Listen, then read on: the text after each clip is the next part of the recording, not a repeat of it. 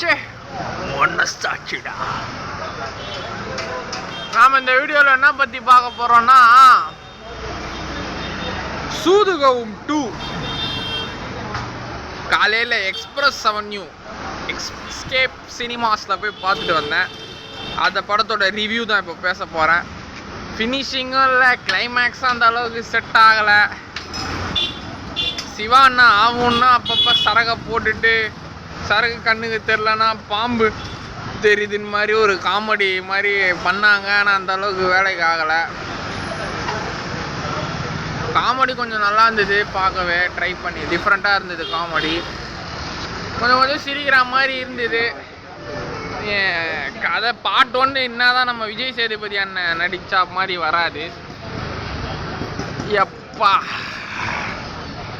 இப்போதான் வண்டியில் உக்காந்தேன். விஜய் சேதுபதி அண்ணன் நடித்த மாதிரி வராது. நல்லாவே இருந்தது படம். அந்த பேக்ரவுண்ட் மியூசிக் கொஞ்சம் நல்லா இருந்தது. ஸ்டார்டிங்கில் காமெடி பஞ்சம் அந்த அளவுக்கு இல்லை. பார்ட் 1ல் விஜய் சேதுபதி அண்ணனோட லவர் அம்மு, அந்த பொண்ணு செத்துருவா. அந்த பொண்ணோட ஆவி தெரிகிற மாதிரி அது கூட ரொமான்ஸ் பண்ணுறாரு. கண்ணுக்கே தெரியாத ஒரு பொண்ணு கூட ரொமான்ஸ் பண்ணுறாரு சிவா அண்ணா. கதைன்ற ஸ்டோரின்னு பார்த்தா அந்த படம் பார்க்க பிடிக்காது. ஸ்டோரி இல்லாமல் ஜாலியாக ஒரு காமெடி என்டர்டெயின்மெண்ட் வேணும்னா திடீர்னு எங்கெங்கேயோ ஒரு லேனுக்கு போகுது. கருணாகரன் அண்ணன் அவரு கொஞ்சம் நல்லா ஆக்ட் பண்ணியிருக்காரு. பார்ட் 1லையும் நல்லா நடிச்சிருந்தாரு. அவரோட ஆக்டிங் நல்லா இருந்தது. மிர்ச்சி சிவா அண்ணனோட காமெடி, தக் லைஃப் காமெடி, படத்தோட காமெடி பஞ்சம் இல்லை, அது நல்லா இருந்தது.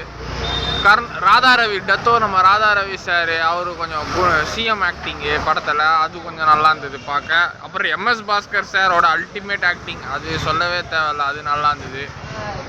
அரசியல் கலந்த மக்களோட பணத்தெல்லாம் கொள்ளையடிச்சு வச்சிருக்கிறாங்கல்ல, அதானே காலங்காலமாக எல்லா படமும் எடுக்கிறான். ஸோ அந்த ஸ்கிரிப்டு தான் அதை அப்படியே எடுத்து போட்டு கொஞ்சம் காமெடி கலந்து. பார்ட் 1ல் இவங்க சின்ன சின்ன க்ரைம்லாம் பண்ணியிருந்தாங்க. சின்ன சின்ன கிட்னாப் பண்ணிவிட்டு பெற்றவங்க பிள்ளைய கடத்தினா பெற்றவங்ககிட்ட, தெரிஞ்சவனை கடத்தினா சொந்தக்காரங்கிட்ட, அதுமாரி காசை வாங்கிட்டு என் பையனை விட்டுருங்க, என் பொண்ணை விட்டுருங்க. ஸோ பணக்கார பையனாக பார்த்து பணக்கார பொண்ணாக பார்த்து கடத்திட்டு அவங்கக்கிட்ட கட்டிங்க கேஷை வாங்கிட்டு விட்ரு. சின்ன தப்பு. பார்ட் 1ல் ஒரு பார்ட் 1ஆவது கொஞ்சம் காமெடியாக இருந்தது.